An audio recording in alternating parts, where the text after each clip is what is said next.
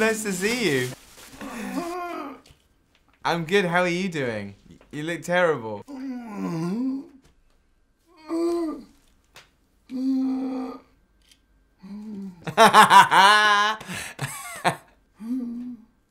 I think sort of, I read a lot of reviews that said that if there was their biggest reservation about The World's End is it didn't have Tim Chipping in it.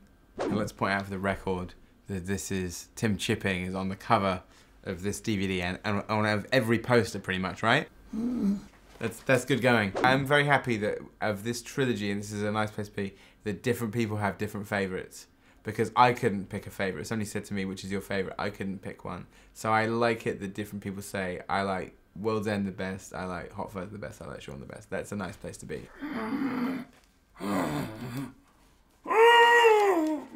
I think that the last 4 films I've made, I'm very proud of them. And even if I know their, like, sort of what their flaws are sometimes, if a review picks up on that, you're going to have to agree. But then sometimes the ones that are easier to dismiss are ones where people have completely missed the point or are dismissive. And so if people are just their general reaction is to be dismissive and reductive, then you kind of think, oh, whatever, you know. So, you know, when people would say with Shaun of the Dead, they would just say, oh, it's just an overlong episode of space. I'm thinking, I don't think it is. Like, well, I don't necessarily agree with that. Or, you know, but then when I made my first film, Fistful of Fingers, I wasn't very happy with it. And so reading any review of it would make me queasy because, like, I would tend to agree with them, or, you know, so I don't know. There's no way to prepare.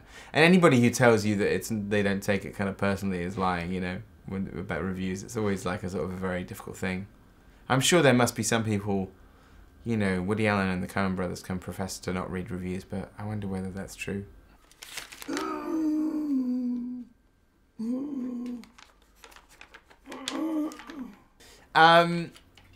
I think we were really happy with the script, and, you know, like, I think, you know, the character of Gary King, I will say is, like, the most fun me and Simon have ever had writing a character, because it's great to take somebody who's ostensibly the hero, but also kind of the villain of the piece as well.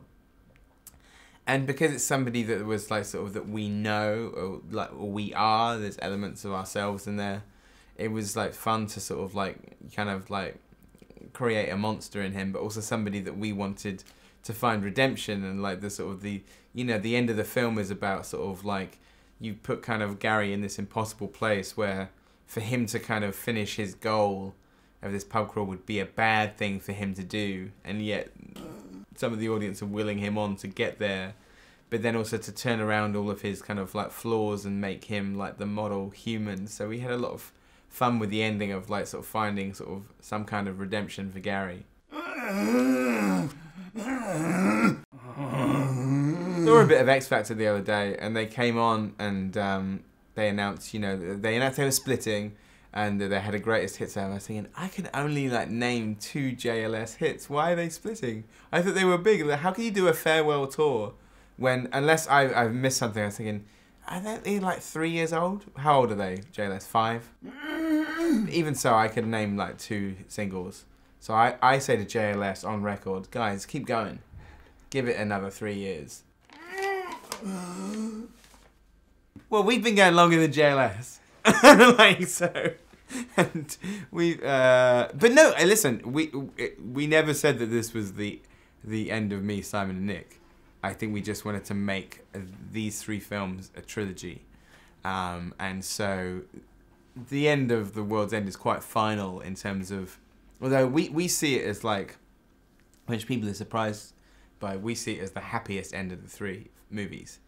That actually it's the sort of the maybe the most hopeful, because at the end of Shaun of the Dead, like sort of Shaun has kind of returned to a sitcom status quo in that he's back pretty much where he was at the start of the movie, albeit with more dead friends.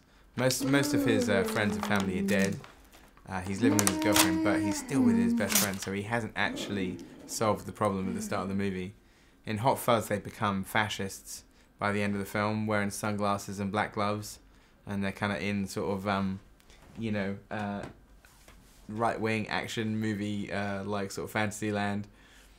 And then in The World's End, sort of even amidst the apocalypse, that are like sort of 6 characters has somehow found a place of personal happiness and progression. Yeah, no, they already do.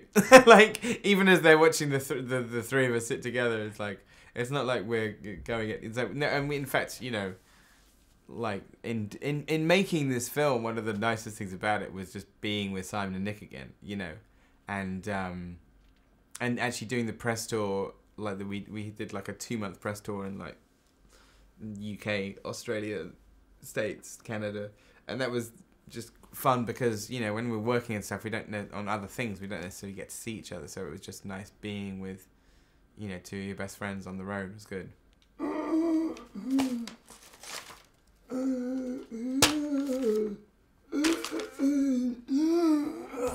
I had a call in 2004, like for the like the one of the first like Eccleston episodes, but I was promoting the movie Shaun of the Dead featuring Tim Chipping, so I can do it.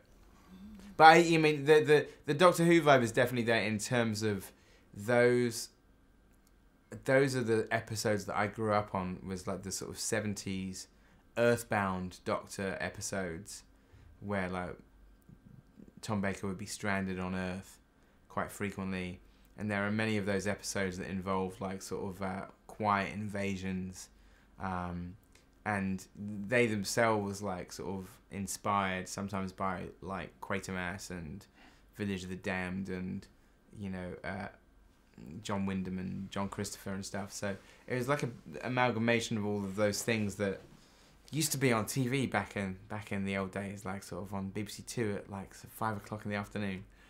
So I was definitely like watching all of those. I hope I never do that. The only thing I would do is I would add Roger Moore into Shaun of the Dead, so that the 3 films went Roger Moore, Timothy Dalton, Pierce Brosnan. That would be my only addition. And I think nobody could argue with that.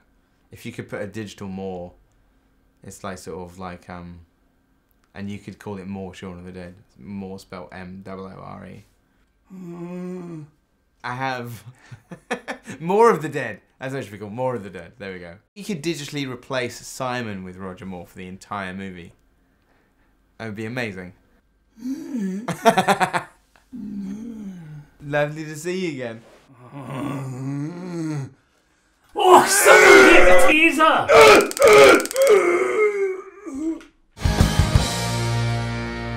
Hello, I'm Edgar Wright. Please subscribe to Holy Moly for his benefit.